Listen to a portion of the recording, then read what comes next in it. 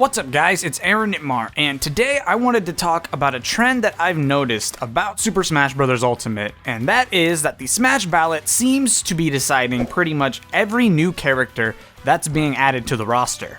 I've looked through a really good number of Smash-related websites, Source Gaming, Reddit, Tumblr, fan forums, and I've looked through all of their individual Smash ballots that they run on their sites to see their results. Some of these, such as Source Gaming, look into the Japanese markets, a task I personally wouldn't be able to do because I don't speak or read Japanese. Because we never learned about any of the true results for the Smash ballot, aside from Bayonetta being declared the winner for Smash 4, we can use these different fan polls to see what the general consensus is online. Obviously, this doesn't truly reflect what the actual Smash ballot's results were, but it can give us a little bit of a framework to think within. Now, in case you've forgotten, since this was a few years ago, the Smash Ballot at the time was merely a simple form asking for your gender, the character you're voting for, the games that that character appears in, and a short paragraph about why you want this character. And the Smash Ballot was announced at a time where we only knew about two DLC characters, Mewtwo and Lucas. Because of this, a lot of the characters that were voted for were returning characters from previous Smash titles that didn't return for Smash 4. On top of this, we had quite a few joke characters voted for, like Shrek and Goku, and then of course we had more legitimate responses. And so if we take the results from all of these different polls, we put them into a list, we have to then start crossing out characters that don't apply or have already been confirmed. Past veterans like Snake, joke characters are out. Confirmed new fighters like Ridley and King K. Rool also don't count anymore. Deconfirmed fighters who are now assist trophies, like Ashley or Bomberman. New characters such as Rex and Springman, because they weren't around during the ballot and so the roster was finalized before they were featured in a game, so we can't really include them either because they weren't considered in the Smash Fighter ballot.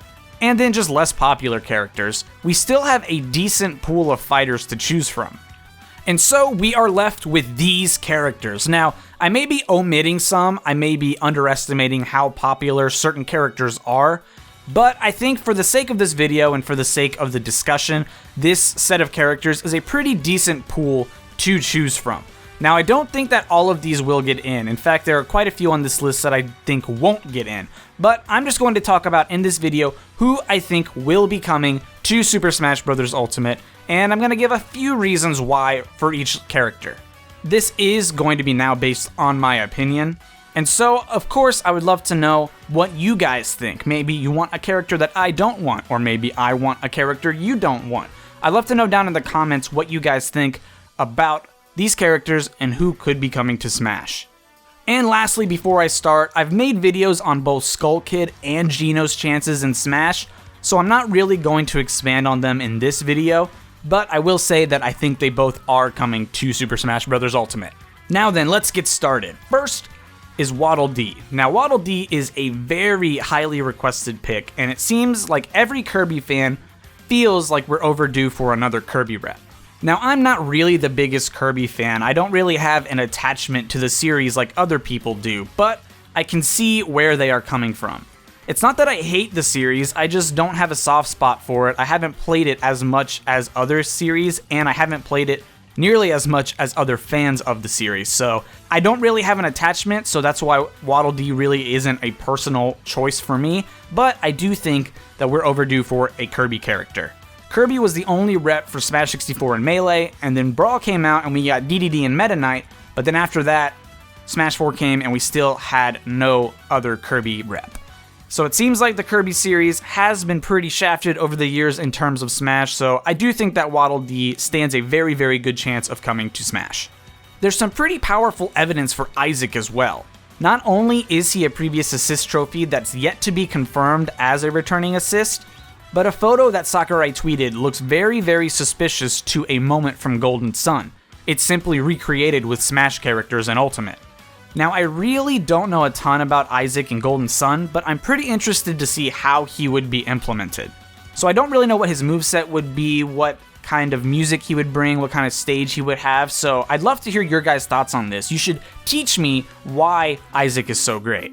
There's always going to be the wish for a new Pokemon rep, and far and away the most popular choice for Ultimate for the new Pokemon fighter is Decidueye, the Grass Ghost type starter from Pokemon Sun and Moon and Ultra Sun and Ultra Moon. But I also acknowledge that really any Pokemon could be added in his place since Pokemon are so high in number and so many of them have a large fan base. Personally, I'm just glad Squirtle's back, so whatever happens, I don't even care. So I'm going to mark Decidueye as most likely for Smash Ultimate, but it's really just going to be a general Pokemon slot, because there's definitely going to be a new Pokemon fighter, we just don't know who it is. And now here's a big one, Banjo Kazooie. I just so want Banjo Kazooie in Smash. Literally, if Banjo was the only fighter that we got left and we got no one else after, I would be so satisfied. I wouldn't care that he was the last one because I would just be so happy that he got in. Of course, this is going to be an issue of Microsoft versus Nintendo.